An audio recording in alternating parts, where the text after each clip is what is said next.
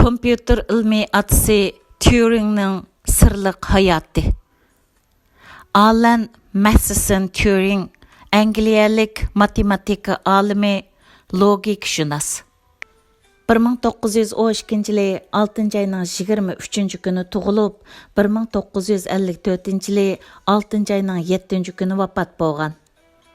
Kompüter ilmining atысы, sun'iy aql iqtidorining atысы deb atalgan. 1931 Turing Cambridge Universitetining Xan Jamiyati institutiga kirib o'qish bitirgandan keyin Amerikaning Birnington universitetida doktorlik unvoniga erishgan. Ikkinchi dunyo urushi portlagandan keyin Cambridgega qaytib ketib, harbiy tarafga yordamlashib, Germaniyaning dangliq shifr sistemasi Enigmani yechib bergan. İttifaqdaş armiyaning ikkinchi dunyo urushining g'alabasini qo'lga keltirishiga mo'yim yordam qilgan. Boshqalarga o'xshamaydigan balaliq davri. Turing Bowesning aqlligligiga varislik qilgan.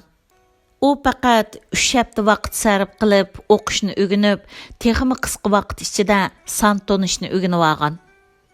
Sonlarni tonigandan keyin Turing ko'rganliyadagi sonlarni o'qishni yaxshi ko'rib qolgan. Vaqt uzargan siri u bir odat yetildirgan. Ya'ni har qitim yo'l chirg'i bor joydan o'tganda ustidagi nomerni o'qigan. Qiziq yeri shuki, qaramoqqa aqliy qobiliyati odatdan tashqari Turing o'ng taraf va so'l tarafni ayira olmaydiganligi uchun amalsiz so'l qo'lning ustiga bir qizil chekit sizib o'zini eskartgan. Bir qatim Turingning ota-onasi uningga nihoyat ko'p o'yinchiq elib bergan. Hamda o'yinchiqlarni o'ynayotganligini ko'rgan onasi uningdan: "Hey qozam, nima ish qilyapsiz?" deb so'raganda Turing: "Qo'g'in tersang, qo'g'in olasan, purchaq tersang, purchaq olasan" debdikan. "Men yog'och qo'nchaq teryapman. Yengidan birsi o'sib chiqamdi yo'q, shuningga qarab o'ltirdim" deb javob beribdi. Yana bir qatim Turingning apasi Hindistonga qaytmoqchi bo'lib, mengishdan burun Turingdan: "Siz apangizga gap anglaydigan bola bo'lishga va'da bergan, to'g'rimi?" deb so'raganida Turing: "Shundoq, men sizga ma'qul bo'lgan, lekin men ba'zida unutib qolaman. Buni mendan ko'ngli bo'lmaydi" deb javob bergan. Uzunga yugurish mayiri. Turingning sufati nihoyat ko'p bo'lib, ular rivoyatlik matematika olimi, hozirgi zamon kompyuter atысы, sun'iy aqliy iqtidorning atысы qatorliqlardan iborat. Lekin uning ko'zga ko'ringan yugurish mayiri ekanligini, hatto Olimpik tanarkat musobaqasi sahnasiga chiqqili tas qolganligini nihoyat oz odam biladi. Turing to'liq o'rta maktabdan boshlabla kishini hayron qoldiradigan tanarkat talanti va to'lib toshgan jismoniy kuchini namoyon qilgan. 14 yosh vaqtida u Shiboinda yotoqliq tuzumdagi to'liq o'rta maktabda o'qiyotgan ma'lum bir kuni cho'ng ish tashlash sababidan shu chog'dagi ommaviy qatnash aslahalarining hammasi to'xtab qoladi. Turing qatnashning asliga kelishini saqlamay, Janubiy Amtondan 196 kilometr yugurib maktabga kelib, maktab bo'yicha zilzil paydo qilgan. U Cambridgeni bitirgandan keyin xizmat aldirash bo'lsa-mu, amal qilib yuguraydi. Uning bilan birga yuguradigan do'sti J.F. Harton Turingdan nima uchun yugurdiganligini so'raganda, u: "Mening xizmat besimim bak eg'ir. Meni aram aldirdigan birdan bir usul to'xtamay yugurish, jenimni tikib yugurish. Bundaq bo'lganda ondan o'zimni qo'yib bergandek erkin his qilaman" deb javob bergan. Germaniya armiyasining shifrni yesh.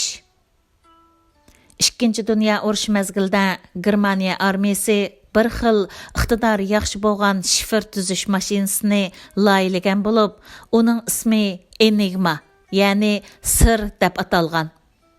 Germaniya armiyasining qo'mondonlik organi o'z qismiga e'lon qilingan harbiy buyruqning hammasi enigma orqali shifrlashtirilgandan keyin ondan tövanga yetkazilgan. Ayni chaqda Angliya armiyasi Germaniya armiyasini mag'lub qilish uchun Germaniya armiyasining maxfiy nomerini yeshib, Germaniya armiyasining harbiy yuzlanishini egillash kerakligini tunib yetgan bo'lib, Angliya armiyasi Londonning shimoliga 100 kilometrmi kelmaydigan joydan bir parcha keng zaminni qo'lga ilib, ya'ni bu yerning ismi Brackley bo'lib, keyinchi bu maxfiy organning nomi bo'lib qolgan. U yerga zo'r bir turkum mashhur tilshunoslar, matematika olimlari va shaxmatchilarni va ustozlarni yig'ib, ularni maxsus maxfiy nomerni qo'lga tushirish, enigmani yeshishga mas'ul qilgan. Turing telegramma yo'llash jarayonini bir varaq qog'oz lentaga to'shik ichib, o'zining hisoblash nazariyasidan foydalanib, Angliya shifr yeshish mashinasi Ultra, ya'ni halqish bilan maxsus enigmaga taqobil turib, Germaniya armiyasining zo'r bir turkum maxfiy nomerini yeshib chiqqan. Bu gruppining tirishchanligi, bo'libmi Turingning xizmat ifodasi yaxshi bo'lg'achqa, ular bu maxfiy nomerni yeshish usulini egallab, Germaniya armiyasining harbiy ishlar yuzlanishini egillagan. Shuning bilan u ittifoqdosh armiyaning urushning tashabbuskorlik huquqini egallashiga yordam qilib, Angliya bilan Amerikaning Germaniya armiyasini mag'lub qilish uchun gavdalik to'hfa qo'shgan. Sirliq o'lim. 1942-yili Turing Joan Krakow ismli yosh qiz xizmatdishini yoqtirib qoladi. Ular bir mahal nihoyat yaqin o'tgan edi. Ammo bu bir jup oshiq-mashqlar pat arada to'y murosimi o'tkazishga tayyorlanganda Turing tuyuqsiz to'ydan yenib olib, kechirim so'raydi hamda samimiylik bilan o'zining hamjinis ekanligini tushuntirdi. Shuning bilan ikkalarning to'y murosimi amaldan qoladi.